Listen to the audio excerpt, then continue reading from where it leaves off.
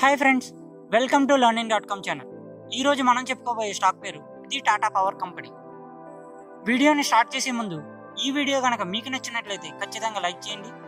అదేవిధంగా మా channel follow అవ్వడం కోసం కింద ఉన్న సబ్స్క్రైబ్ బటన్ని క్లిక్ చేసి సబ్స్క్రైబ్ అవ్వండి.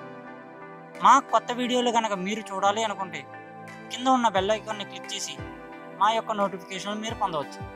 ముందుగా టాటా పవర్ కంపెనీ యొక్క ఫండమెంటల్ అనాలిసిస్ చేసే ముందు ఈ కంపెనీ యొక్క హిస్టరీ ఒకసారి చూడండి. టాటా గ్రూప్ ఫౌండర్ జంషెడ్జీ టాటా అని అతను 1910లో ఈ టాటా పవర్ కంపెనీని స్థాపించారు. ఒకసారి జంషెడ్జీ టాటా యుఎస్ఏ ట్రిప్లో ఉన్నప్పుడు నయాగరా ఫాల్ దగ్గర ఉన్న హైడ్రో పవర్ స్టేషన్ని చూసి ఇటువంటిదే మన ఇండియాలో కూడా స్థాపిస్తే బాగుంటుంది అన్న ఉద్దేశంతో పశ్చిమ కనుమల్లో 1910లో హైడ్రో పవర్ స్టేషన్ స్థాపించారండి. ఆ తర్వాత 10 సంవత్సరాల ఒడిదుడుకులకు గాను 1917 నుండి థర్మల్ పవర్ ప్లాంట్లోకి అడుగుపెట్టారు. అయితే మనం ఇప్పుడు చూద్దాం టాటా పవర్ యొక్క మెయిన్ రెవెన్యూ జనరేషన్ ఎక్కడి నుంచి వస్తుంది.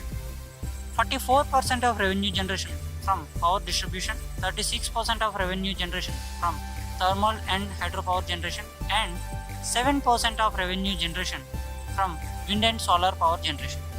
ముందుగా దీని ఫోకస్ అంతా థర్మల్ పవర్ ప్లాంట్ మీద ఉండేదండి. కాకపోతే ఎకనామిక్ కండిషన్స్ ప్రకారం దీని యొక్క కాన్సన్ట్రేషన్ ఇప్పుడంతా రెన్యూబుల్ ఎనర్జీస్ మీద డైవర్ట్ అయింది. ఈ కంపెనీ యొక్క సిఇఓ ప్రవీర్ సిన్హా. అయితే మనం తెలుసుకుందాం ఈ కంపెనీ ప్రస్తుతం రెన్యూబుల్ ఎనర్జీ ద్వారా ఎంత పవర్ జనరేషన్ చేస్తుంది. లాస్ట్ ఇయర్తో పోలిస్తే ఈ సంవత్సరం 3883 మెగావాట్లు పవర్ జనరేషన్ చేస్తుందండి. ఇది కిందటి సంవత్సరంతో పోలిస్తే దీని నెంబర్ 7% వరకు మనం పెరిగింది అని చెప్పుకోవచ్చు. దీని యొక్క టార్గెట్ 2025 నాటికి 15,000 మెగావాట్లు పెంచడానికి కంపెనీ యోచిస్తుంది. దీనితో పాటు కంపెనీ ఎలక్ట్రిక్ ఛార్జింగ్ యూనిట్స్ని మరియు హోమ్ ఆటోమేజేషన్ను కూడా అభివృద్ధి చేస్తుంది. వీటి ద్వారా వచ్చే రెవెన్యూ 2025 నాటికి గాను 3,500 కోట్లు ఉండాలని కంపెనీ టార్గెట్ పెట్టుకుంది. అంతేకాకుండా కంపెనీ 7 కన్నా ఎక్కువ సిటీల్లో 100+ ఛార్జింగ్ స్టేషన్లని స్టార్ట్ చేసింది. ఫైనాన్షియల్ ఇయర్ 2020లో 350+ ఛార్జింగ్ స్టేషన్ని స్టార్ట్ చేయాలని ఈ కంపెనీ యొక్క ఈ ఫైనాన్షియల్ ఇయర్ టార్గెట్ పెట్టుకుంది. అంతేకాకుండా కంపెనీ రూఫ్ టాప్ సోలార్లో కూడా పనిచేస్తుంది. దీని నుంచి వచ్చే రెవెన్యూ ప్రస్తుత కాలంలో 400 కోట్ల వరకు ఉంది. అంతేకాక ఈ కంపెనీ యొక్క ఇంకొక main revenue power distribution business. ప్రస్తుతం ఈ కంపెనీకి ఇందులో 25 lakhs సబ్స్క్రైబర్స్ ఉన్నారు. దీని యొక్క టార్గెట్ 2025 నాటికి గాను ఈ సంఖ్య 2 కోట్ల వరకు పెరగాలి అని అనుకుంటుంది. అంతేకాకుండా ఈ మధ్య జరిగిన ఒడిస్సా పవర్ డిస్ట్రిబ్యూషన్ బిడ్లో ఈ కంపెనీ బిడ్ని గెలుచుకుందండి. దీని ద్వారా 5 సర్కిల్స్లో పవర్ డిస్ట్రిబ్యూషన్ని ఈ కంపెనీ ఇప్పుడు అందించగలదు. పవర్ డిస్ట్రిబ్యూషన్ యొక్క ఇంకొక మెయిన్ లాభం ఏంటంటే ప్రస్తుతం ఉన్న అన్ని రాష్ట్రాల్లో పవర్ డిస్ట్రిబ్యూషన్ దాని యొక్క గవర్నమెంటే చూస్తుంది. కానీ కొన్ని రాష్ట్రాల్లో అభివృద్ధి చెందుతున్న కాలానికి గాను ఈ యొక్క పవర్ డిస్ట్రిబ్యూషన్ని ప్రైవేటైజేషన్ చేయడానికి ఆలోచిస్తుంది. సో ఆల్రెడీ దీనికున్న ఎక్స్పీరియన్స్ ప్రకారం ముందు ఏవైతే బిడ్లు వచ్చాయో వాటి ప్రకారం టాటా పవర్కి ఎక్కువ చెందే అవకాశం కనిపిస్తుంది. సో పవర్ డిస్ట్రిబ్యూషన్ బిజినెస్కి గాను దీనికి మంచి ఎక్స్పీరియన్స్ ఉంది అని మనం చెప్పుకోవచ్చు. ప్రస్తుతం కంపెనీకి పవర్ డిస్ట్రిబ్యూషన్ ద్వారా వచ్చే రెవెన్యూ 11,186 కోట్లు.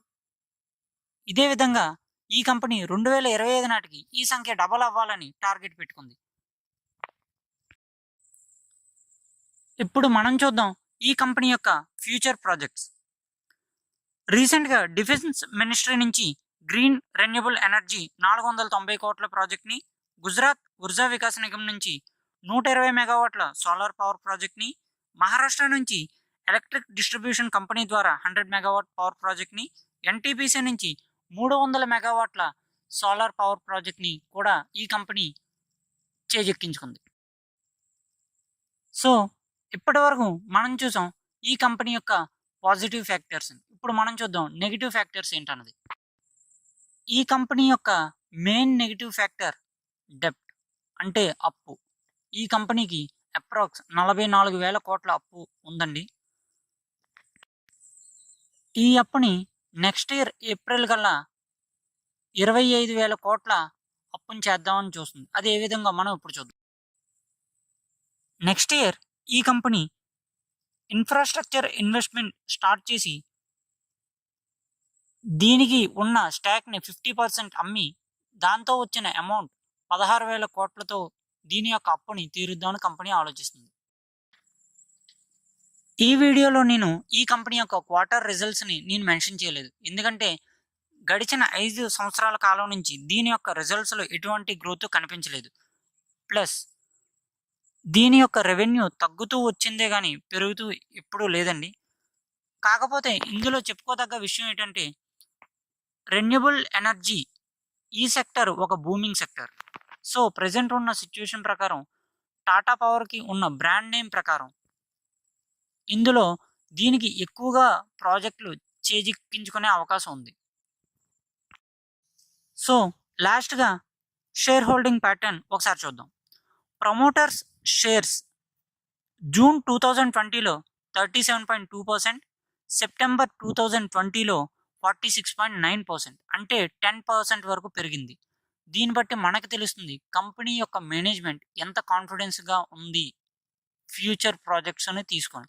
సో ఫ్యూచర్‌లో ఈ కంపెనీ యొక్క షేర్ ప్రైస్ పెరిగే అవకాశం చాలా స్ట్రాంగ్‌గా కనిపిస్తుంది. ఇంకా మిగిలిన షేర్ హోల్డింగ్ చూసినట్లయితే foreign institutional investors 10.9%, domestic investors 26.7%, public investors 15.6%. So ఇది ఫ్రెండ్స్ టాటా పవర్ యొక్క ఫ్యూచర్. సో మీకు గనక ఈ వీడియో గనక నచ్చినట్లయితే మా వీడియోకి లైక్ చేయండి. మా ఛానల్‌ను సబ్స్క్రైబ్ అవ్వాలి అనుకుంటే కింద ఉన్న బటన్‌ని క్లిక్ చేయండి. ఇంకా కొత్త వీడియోల యొక్క నోటిఫికేషన్లు పొందాలి అనుకుంటే కింద ఉన్న బెల్ ఐకాన్‌ని క్లిక్ చేయండి. Thank you.